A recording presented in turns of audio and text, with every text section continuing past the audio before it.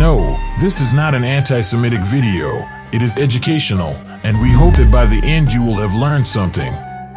Throughout history, Jews have been stereotyped as being wealthy, but where did that stereotype come from? We know that Jews, like all people, have a wealthy middle class and a lower income group. We will thus explore this cognitive process in depth today. Welcome to Z, where you can find the truth. If you haven't signed up yet, you're missing out on the most important thing. Number 1, wealth and Judaism. As opposed to other religions, Judaism views everyone as needing to avoid poverty and find gainful employment in order to support themselves. This core principle has fostered a strong work ethic and a sense of individual responsibility for everyone providing for themselves. Jewish people are generous people who believe that 10 to 20% of wages should be donated to religious and charitable organizations. However, they do not believe in relying on charity to help themselves or to burden the community. Growing up with this kind of mindset lays a strong foundation for seeing success as the only possibility. Second, if you think anti-Semitism only became widespread after World War II, think again. Jewish people have a difficult history, including the inability to own land in Europe as far back as the Middle Ages. However, where there's a will, there's a way, so they discovered other ways to accumulate wealth besides property ownership, one of which is the merchant and trading industries, where they still have a significant presence. Third, Christians in the Middle Ages were given the chance to practice their religion. Jewish people became prominent in money-lending businesses because they did not view lending in the same way as paying interest. As a result, they were unable to hold any type of financial position, and their early success in this lucrative industry helped to shape many of the stereotypes about Jews that we still hear today. 4. Established the first banks. With their strong background in finance, they were able to manage transactions, transfers, and day-to-day financial services in addition to continuing to lend money and charge interest.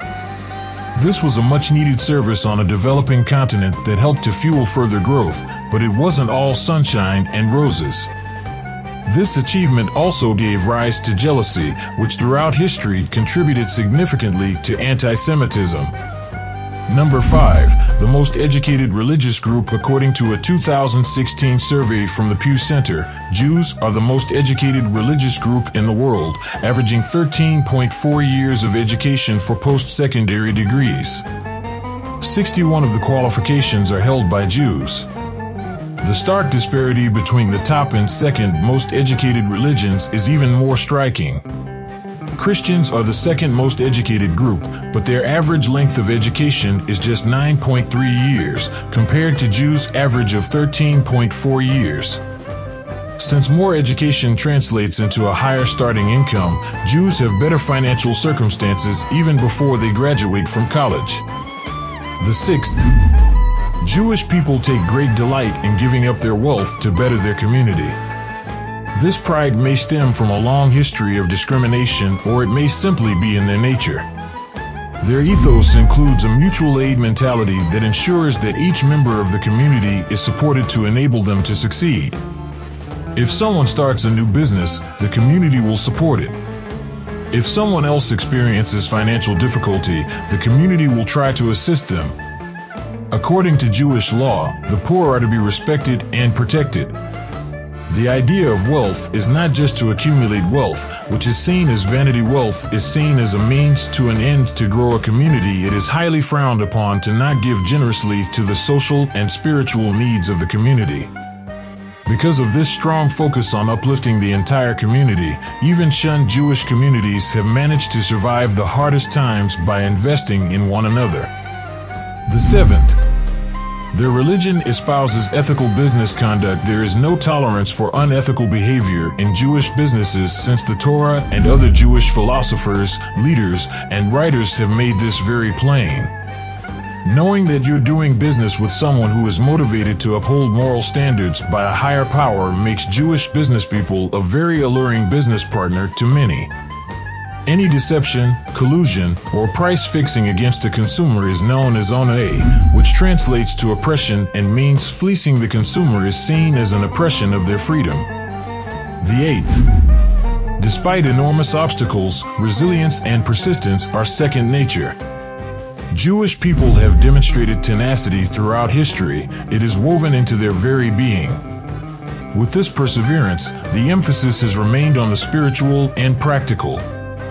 When things in business go wrong, which does sometimes, there is no self-pity but an attitude of occurs, so giving up is not an option. Let's determine a solution as the creator of the money code. The old Jewish law will help you get wealthy. Charles H.W. Jews are renowned for their tenacity, which aids them in achieving their objectives. Perseverance is the act of continuing to pursue a goal or course of action in the face of obstacles or discouragement. 9. Providing sound financial education to future generations. Jay-Z received a lot of criticism for his remarks towards Jews in his song. You want to know what's more essential than wasting money at a strip club? Credit. Ever wonder why Jewish people hold all the property in America? This is how they achieved it, according to the story of O.J. Many experts viewed it as supporting the myth that Jews have some sort of global control over banks and property, but Jay-Z supporters saw it as a celebration of Jewish success and a call to the black community to engage in similar business endeavors and support one another. The kind of generational expertise and market confidence that the Jewish community possesses in the fields of finance and property is admirable no matter who you support. Number 10. In many households, parents educate their kids the importance of money. It's frowned upon to discuss finances in public. Parents try to protect their children by not disclosing whether they are affluent or in financial difficulty, or by acting extravagantly by using 5 jars of food. Many Jewish parents teach their kids about money management by giving them jars with labels like tithe, giving and offering, savings, investing, and spending. The kids are given 10 shekels, and they put 1 in the tithe jar, 1 in the giving and offering, 1 in the savings, 2 in the investing, and 5 in the spending jar. The giving jar is opened up on Sundays, the tithe. Number 11. Wealth is skillfully managed. Talmudic sages, the lives, phrases, and narratives of 400 rabbinic masters. A book by Mordecai Javitz is a terrific read. You can also listen to it on Audible. It contains many words of wisdom, including how to handle money with a spiritual drive. The book also discusses money and diversification, which, to put it simply, implies that capital is distributed in a way that doesn't expose too much to one specific risk or asset, but instead spreads it out to lessen the risk.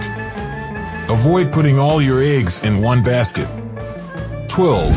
We all know that networking opens up prospects for business and that we can only increase our wealth and our business by actively interacting with others. People do business with people they know, trust, and can count on. In the Jewish community, there are many opportunities to network. Jewish holidays and the Sabbath synagogue foster the development of both professional and personal relationships over the long term. The 13th. We've all heard the adage history repeats itself, and the Jewish community is aware that any circumstances developing now are not novel. By considering situations comparable to those that have occurred in the past, it is simpler to make better commercial and financial decisions going forward.